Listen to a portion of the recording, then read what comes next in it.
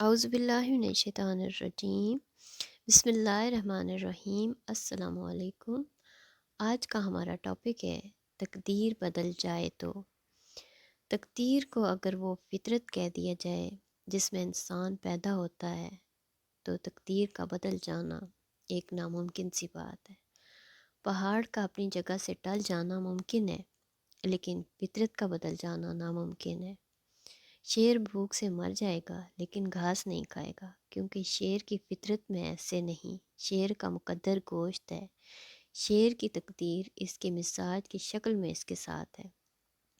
شاہین کو شاید معلوم ہی نہ ہو کہ فطرت نے اس کی فطرت میں بلند نگاہی اور بلند پروازی اس طرح شامل کر دی ہے کہ اسے پرندوں کی دنیا کا بادشاہ کہا جاتا ہے۔ لیکن اس کے برعکس گدھ کو بلند پروازی تو دی گئی ہے، لیکن پست نگاہی کا یہ عالم ہے کہ گدھ کی خوراک ہی مردار ہے۔ کائنات کی ہر شے کو اپنے اپنے مقدر کے لیے مقرر کر دیا گیا ہے۔ کسی شے کو اپنے مدار اور اپنے حصار سے باہر نکلنا دشوار ہے۔ اجسام اور افراد اپنے مزاج سے نکل کر اپنے آپ کو قائم نہیں رکھ سکتے۔ ہر ذی جان اور ہر بے جان شے کا اپنی تقدیر میں پابند رہنے کا عمل ہی اس کائنات کی استقامت اور اس کی حسن کا راز ہے۔ ہر شے اپنے مقدر میں رہن رکھی جا چکی ہے۔ انسان کو اکثر یہ بات ناگوار لگتی ہے کہ اس کے لیے بھی ایک تقدیر مقرر کر دی گئی ہے، لیکن وہ آزادی کی خواہش کو مقدر کی مجبوری ماننے پر بھی تیار نہیں ہے۔ کوئی شخص ایسا پیدا نہیں ہوتا جب تک اس کی امراء اس کا مقدر پیدا نہ ہو۔ اچھا یا برا مقدر ضرور ہوتا ہے اور اس میں کوئی تعجب کی بات نہیں ہے۔ بہرحال پیدا ہونے والے کے ساتھ تقدیر موجود ہوتی ہے اور اس تقدیر سے فرار ممکن نہیں ہے۔ انسان کا اپنا چہرہ بھی انسان کی تقدیر ہے، اس لیے کہ عمل اور کردار کے اظہار سے پہلے انسان کا چہرہ اس کے لیے پسندیدگی اور ناپسندیدگی کے جذبات پیدا کر چکا ہوتا ہے۔ انسان کی تقدیر اس کے مزاج کی شکل میں اس کے اندر موجود رہتی ہے۔ یہ مزاج خواہش پیدا کرتا ہے، خواہش عمل پیدا کرتی ہے اور عمل ایک نتیجہ پیدا کرتا ہے۔ ہم نتیجے کو مقدر کہہ لیں یا اس مزاج کو جس سے یہ نتیجہ نکلا ہے، فرق نہیں پڑتا۔ بہرحال مقدر ہر انسان کے ساتھ ہے۔ تقدیر کے مقابلے میں انسان نے تدبیر کا تصور رکھا ہوا ہے۔ تدبیر یا اس نے تدبیر ہی دراصل تقدیر کی مہربانی ہے۔ ہماری تدبیریں تقدیر کے مقابل نہیں آ سکتی۔ جب برے دن آتے ہیں تو انسان کی تدبیریں غلط ہو جاتی ہیں۔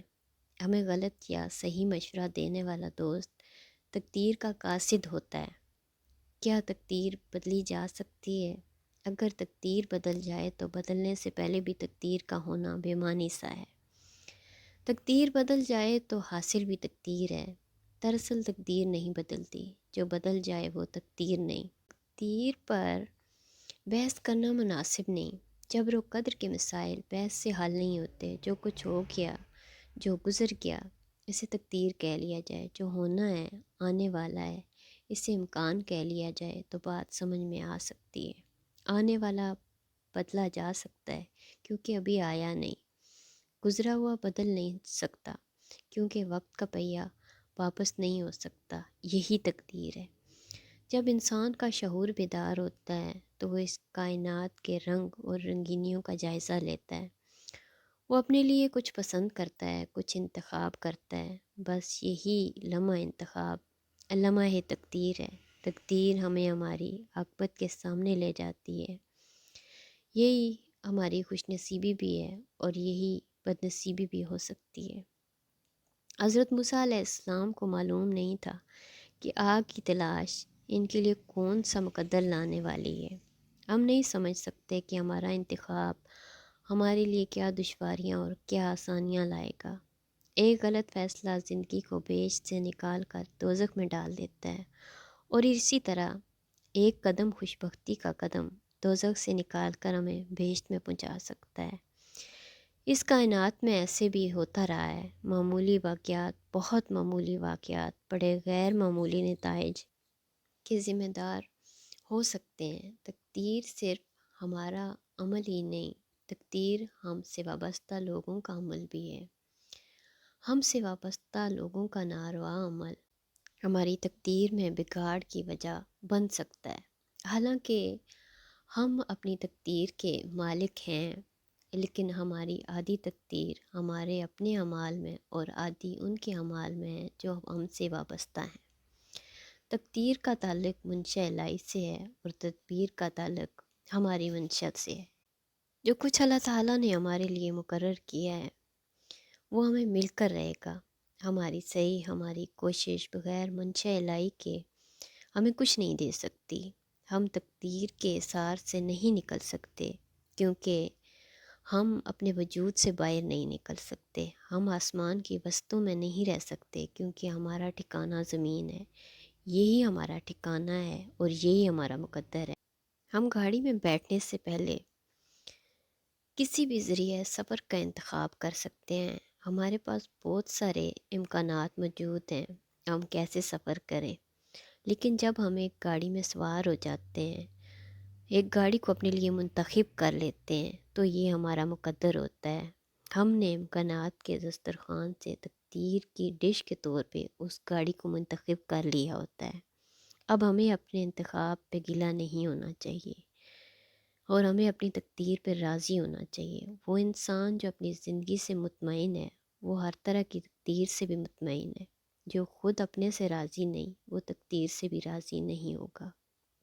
نبی اکرم صلی اللہ علیہ وآلہ وسلم کے دین پر چلنے والے ضرور فلاح پا سکتے ہیں۔ اس کائنات کے اندر تقدیر نے عجب تقسیم کی ہے۔ سورج روشن ہے، رات تاریک ہے، زندگی فانی اور زندگی عطا کرنے والا باقی۔ ہمارا مقدر ہمارے مالک نے ہمارے لیے بہت بہتر مقرر فرمایا ہے اور ہماری تقدیر ہمارے ہاتھ میں بھی ہے اور اس کے ہاتھ میں بھی ہے جس سے ہمارا تعلق ہے۔ جہاز ہماری تدبیر ہو سکتا ہے، بھنور یا کنارہ ہماری تقدیر ہے۔ مکان بنانا ہماری تدبیر ہے، اس میں سکون ملتا ہے یا اضطراب ہمارا مقدر ہے۔ اگر انسان پیدائش میں اور موت میں آزاد نہیں تو اس کی زندگی کیسے آزاد ہو؟ جس کو اپنے آپ پر اعتماد نہ ہو کس خوش فہمی پر کیسے اعتماد ہوگا؟ جو انسان اپنے قد سے باہر نہیں نکل سکتا وہ تقدیر کی حد سے کیسے باہر نکل سکتا ہے؟ بہرحال تقدیر ماننے والوں کے لیے ایک بہت بڑی نعمت ہے اور نہ ماننے والوں کے لیے یہ آزمائش ہے۔ اگر یہ سوچ لیا جائے کہ ہمارا ماضی ہمارا مقدر ہے، حال فیصلے کا لمحہ ہے اور مستقبل امکانات کا خزانہ، فیصلے سے پہلے ہر راستہ منزل کا راستہ ہو سکتا ہے، لیکن فیصلے کے بعد مسافر کے لیے منزل تک پہنچنے کا راستہ صرف ایک ہی راستہ ہے اور وہ مقدر کا راستہ ہے۔